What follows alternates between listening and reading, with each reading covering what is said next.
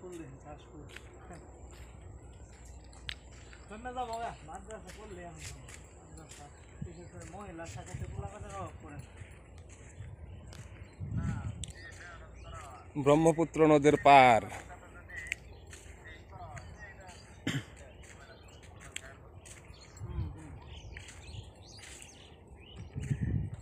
এই নদী এদিকে ভাঙতেছে নাকি?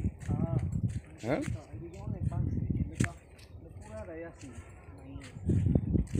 এই ভাঙ্গি তো ভিতরে ঢুকতেছে। হ্যাঁ